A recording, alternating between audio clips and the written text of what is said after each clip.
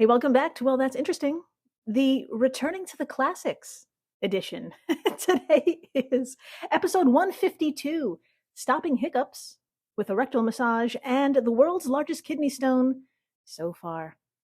My friends, it's been a minute since you and I skipped down Old Medical Oddities Lane, so I thought it was time to revisit this magical place. It'll be a nice break, too, from the doozies we've covered lately, like surviving asteroids and the hellscape they create, to falling through thunderstorms. And the U.S. Air Force's plan to stop the Earth's rotation. You know, to dodge nuclear missiles. What else? How could we forget that one? Now, if you haven't had a listen to any of these recent episodes, hot damn, you better pause this and stick a toe into that. And afterwards, what could be a better palate cleanser than a rectal massage? You heard me. The title of today's episode just hides nothing. In the first half of the show, an enemy we all share. Hiccups. I mean, just a brief case of these can send you into a frenzy, am I right? But my friends, what would you do? What would you turn to if that brief case of hiccups lasted not minutes, not hours, but days? Yeah, we are going to cover one man's journey and quest, if you will, to end his own personal hell. But don't worry, there's a happy ending. No pun intended. And such a story, such a wonderful story, could not have come from anyone but a longtime member of the flock. Yes, this story was submitted by the legendary Lauren. God damn it, Lauren. You have been on fire, just sending the creme de la creme of weird, and I thank you on behalf of every business goose. Thank you. Thank you for looking out for our asses. You're a saint. Then after the break, you heard the title, and you're going to want to see the pictures. Yes, I will have pictures on our social media stuff, so please come on by and take a gander at the world's largest kidney stone so far. I'm going to pull it up actually right now. Yeah, I'm looking at it, and I honestly don't know what to say. It's ridiculously big. So big, in fact, my friends, you're going to want to brace yourself. It's larger than the organ it was removed from. And that's a hell of a thing to say. I will have all the details, from which poor soul had to endure this to who extracted it and how, and a few fun facts about other kidney stone world record holders. Yeah, there is a actual category for kidney stones over at Guinness. So there you go. And if this is your first time listening, wow, welcome to the flock. Welcome to the flock, my equally impressive business goose. I'm Jill Chacha. And we're going to begin today by charging up the old time machine and dialing it way the fuck back to the dawn of a new age, the year 1990. Now, you and I are standing beside a hospital bed, looking down at a 60-year-old man who just had a nasogastric tube fitted after a bout of pancreatitis, which is not a good time. And if you're wondering what a nasogastric tube is, don't worry, I've got you. Just a heads up, though, this will be one of many, many uncomfortable descriptions you're going to hear today. So, sorry, not sorry, type of thing.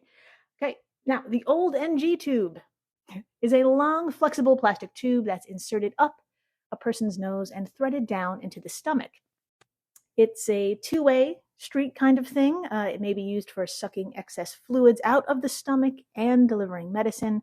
It could also deliver fluid that contains nutrients directly into the stomach. It's very handy, but wow, it's a little invasive and perhaps a shock to the body when installed. And it's possible that's how this patient's body reacted to it. Shortly after insertion, a new problem developed. Yeah. The icing atop this shit cake made of pancreatitis was a terrible case of hiccups. Of course, the first thing nurses did to help ease the man's discomfort was, say it with me now, no, it was not a rectal massage. No, no, a rectal massage was not even plan A. It wasn't even plan B, so hold your horses. We'll get to it, okay? No.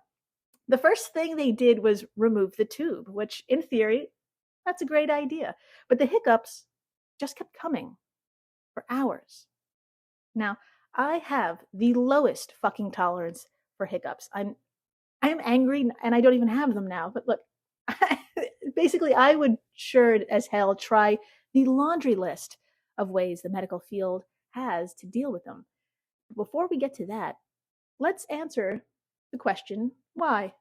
Why the fuck did nature bestow hiccups upon us in the first place? So to answer this, let's quote our paranoid friend WebMD. Quote, hiccups start much lower in your body, in the diaphragm, the dome-shaped muscle between your lungs and stomach. Normally, the diaphragm pulls down when you inhale to let air into your lungs, and then relaxes when you exhale so air can flow back out of your lungs to exit your nose and mouth. Hiccups can happen for a lot of reasons. Some of them are physical and some emotional. That's because the actual irritation happens in the nerve connecting the brain to the diaphragm. Okay, side note, put a very, very important pin in that sentence. That's because the actual irritation happens in the nerve connecting the brain to the diaphragm.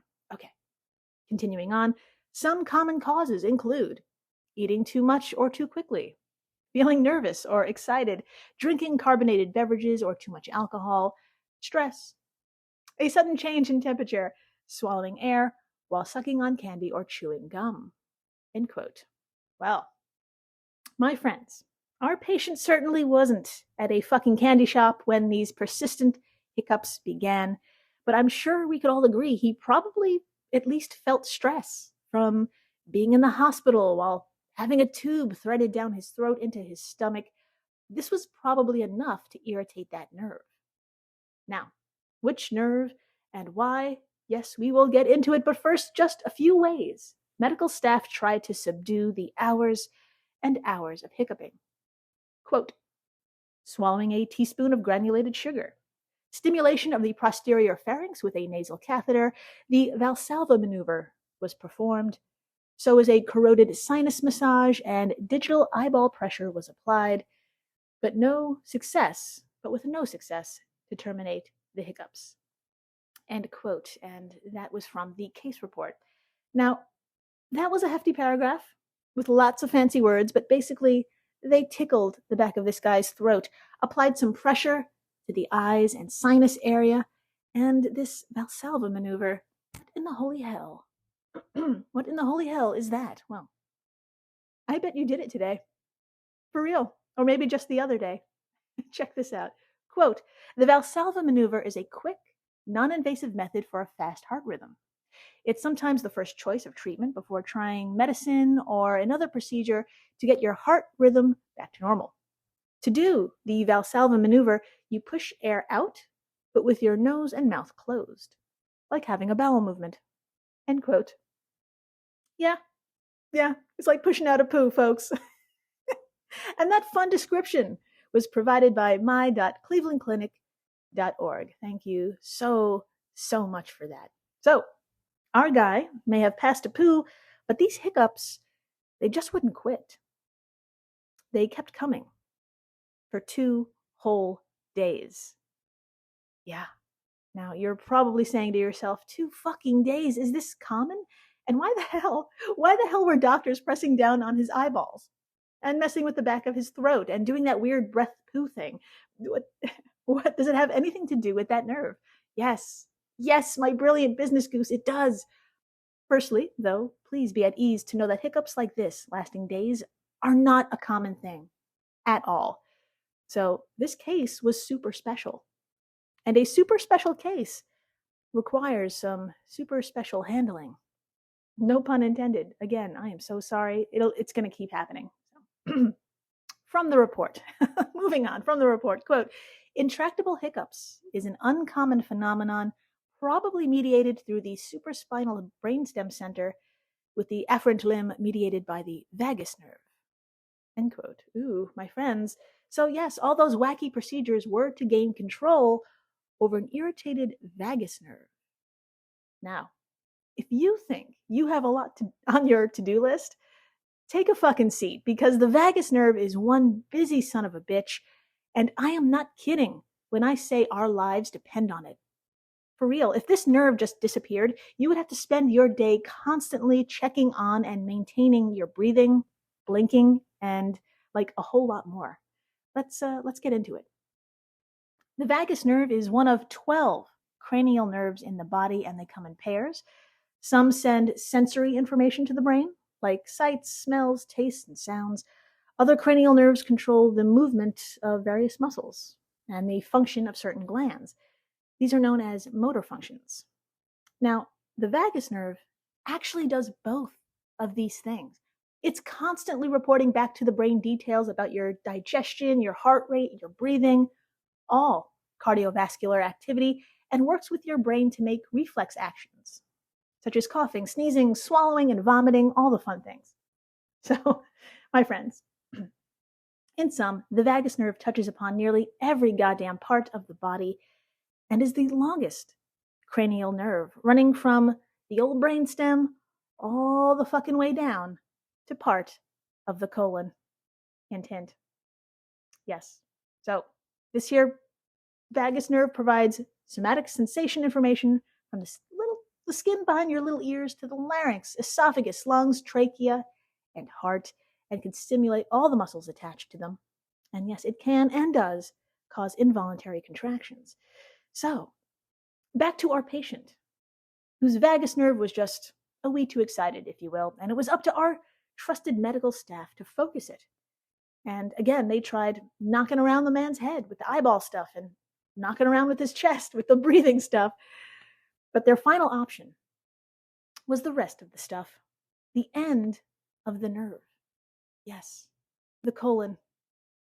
Let's get into it. Literally. Brace yourself. I mean, I have to brace myself for what I'm about to tell you. Okay, I can do this.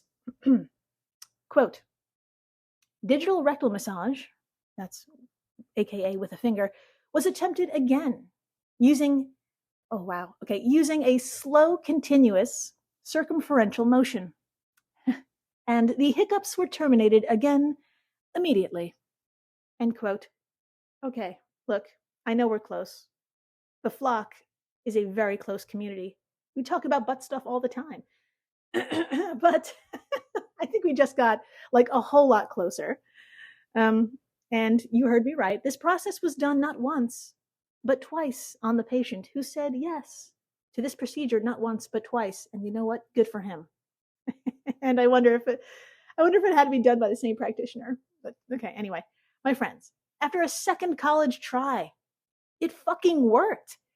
So if you're desperately trying to end a ravaging case of hiccups, there you go. Text a buddy and see if they can help. Now, you may be wondering, well, a lot of things, but one of them might be, was this the first time such a massage was used to cure hiccups? And the answer, my friends, is no, of course not, which means there was a first time, and that means we need to talk about that. We need to talk about it. I have no real setup. I don't think I can come up with anything better than just dumping this right on top of you. Trust me, you'll love it. Okay. Okay, here we go.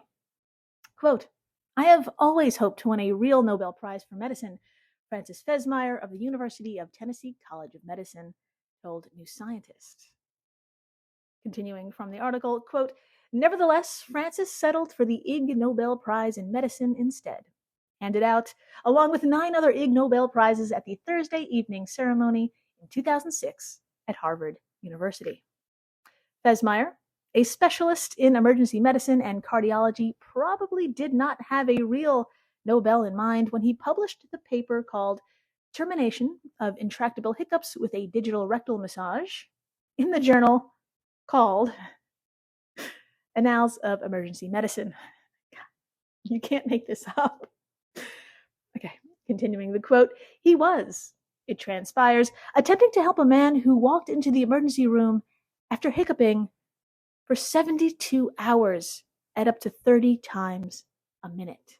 End quote. From Jeff Hecht of newscientist.com. Wow. Okay, my friends.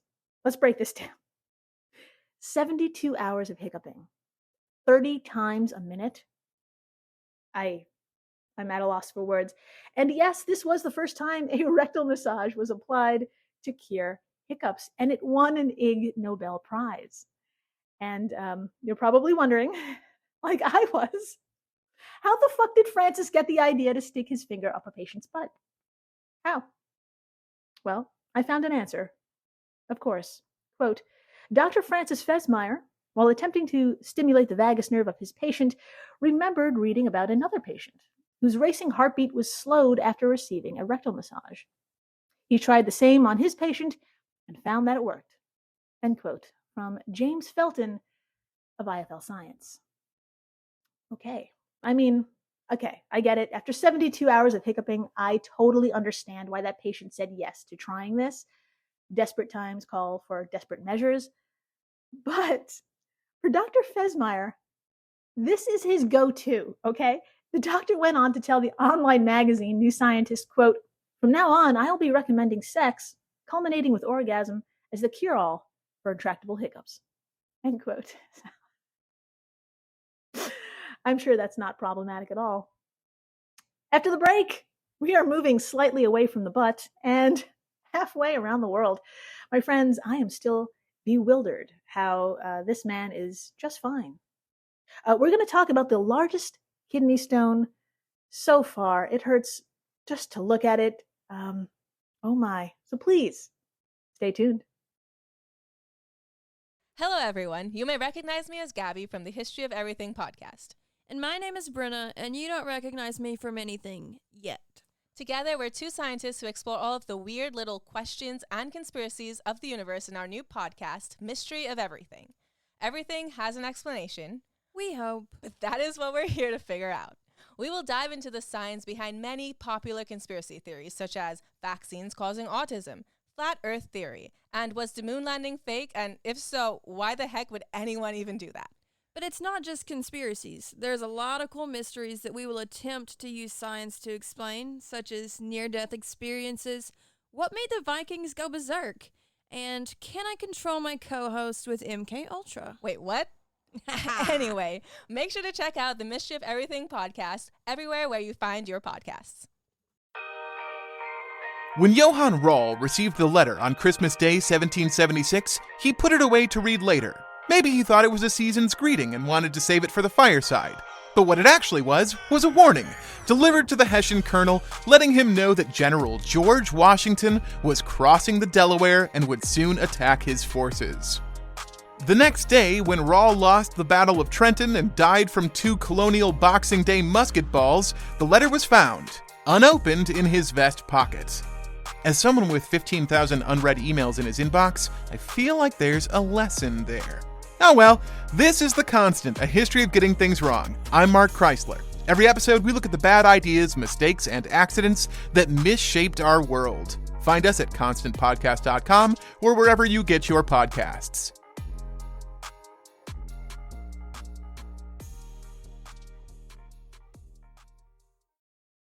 And we're back. We are so back. And my friends, pack your sunscreen and some breathable clothing because we're heading on over to the gorgeous, yet tropical, with a capital balmy, island of Sri Lanka. And for my fellow geographically challenged Americans, don't panic, don't worry. You may be wondering where this is. I've got you. Please picture India. Thank you. Now point to the very southern tip.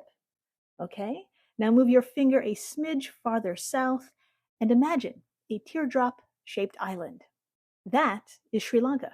And located in the middle of its west coast is its capital, Colombo, and it was here where history was made. Well, specifically at Army Hospital in Colombo, where just earlier this year, a 62-year-old retired soldier named Canisius Kungi walked into the emergency room experiencing a pain I don't think any one of us could fathom because he is the only human to have experienced what the fuck we're about to talk about.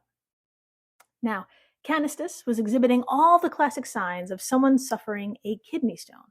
You've got your severe back pain, you've got that will not go away, you've got blood in your urine, that's fun, fever and chills, some vomiting because of that pain.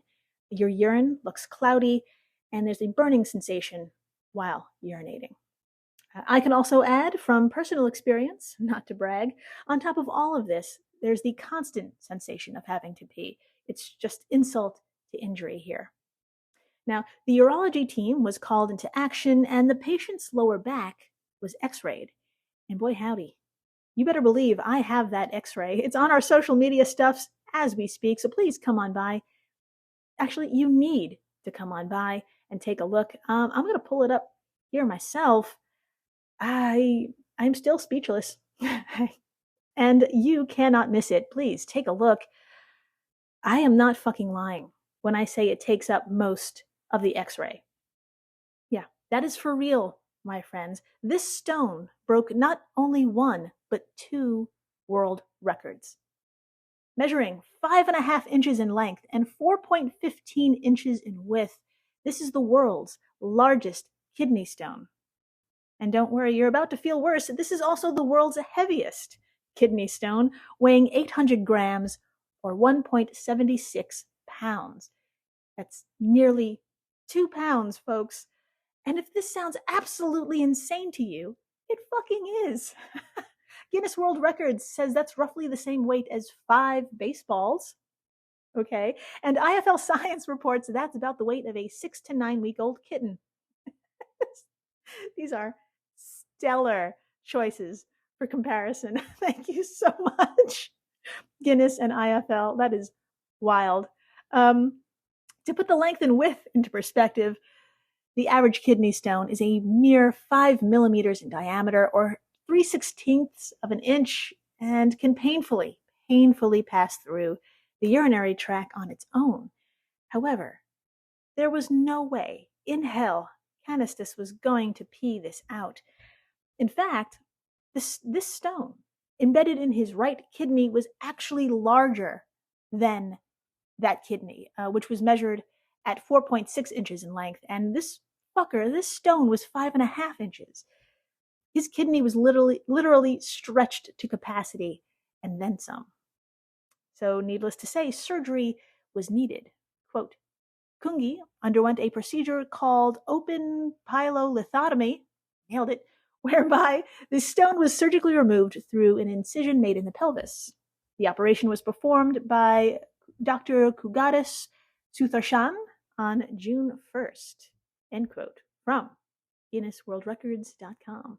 And if you want to know how it went, well, just scroll through today's episode post past the x-ray, and I'm telling you, you're going to want to see this one too. I'm going to give you a second. It's totally worth it. Pull up this post. Okay, there he is, folks. There he is. There's Dr. Sutharshan holding up this behemoth of a stone like a man who just caught the biggest bass of his life. There he is. Yeah. And there's his team right behind him. I love that the team got their photo op. What a day. What a fucking day. And believe it or not, my friends, Canisius made a full recovery. His kidney is functioning normally, and, quote, his liver, gallbladder, pancreas, and spleen were described by Dr. Sutharshan as normal in size, end quote, from GuinnessWorldRecords.com. Yeah, what can I say? What can I say? The human body is just fucking colossal and clearly full of surprises.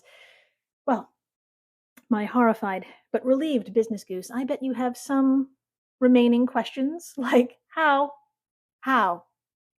the fuck did this happen? How did these stones develop anyway?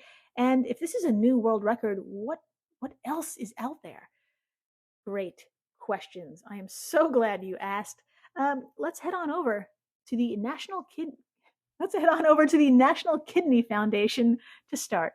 Quote, urine has various waste dissolved in it. When there is too much waste and too little liquid, crystals start to form. The crystals attract other elements and join together to form a solid that will get larger unless it is passed out of the body with urine. In most people, having enough liquid washes them out, or other chemicals in urine stop a stone from forming. The stone-forming chemicals are calcium, oxalate, urate, cysteine, xanthine, and phosphate. I'm sure I nailed all of those, end quote. So, In sum, my friends, please fucking hydrate. It's important. And you're going to want to hold on to all of your cheeks because I'm about to drop a few more kidney stones on you. Some record-breaking kidney stones. So please, turn up the volume and pick a number from 1 to 200,000. Go ahead. You got one? And you know what? I can actually feel from here a bunch of you picked 200,000, and I'm really glad you did. Okay, get this. 172,155 kidney stones were removed from Dhanraj Waldile of India at the Institute of Urology at Maharatha on December 8th, 2009, gaining them the title of most kidney stones removed from a patient. Yeah, that's over 170,000 kidney stones. I'm just going to go lie down after this. The youngest person to have a kidney stone removed was Joshua Price of Jacksonville, Texas. He was 6 years, 298 days old when surgeons at Herman Hospital, Texas, removed a kidney stone from his left kidney on October 5th, 1993. And finally, my friends, the most expensive kidney stone. Drumroll, please. Thank you. Quote, on January 18th, 2006, Star Trek actor William Shatner sold a kidney stone that he passed the previous year for $25,000 to online casino goldenpalace.com. These are actual words coming out of my mouth. It's just... Okay, continuing. Shatner donated the money from the sale to the Habitat for Humanity housing charity, which is lovely, end quote. And all of this information came from GuinnessWorldRecords.com. So please, everyone, round of applause for every hero. This is just wow. Thank you, William Shatner. And you know what? Round of applause to you, my business goose. Thank you for listening, rating, sharing, subscribing, telling your friends about the 9-week-old kitten removed from a man's kidney, or 5 baseballs. And just text a friend about a rectal massage. Just float the idea, see what happens. You never know. And please, stay interesting.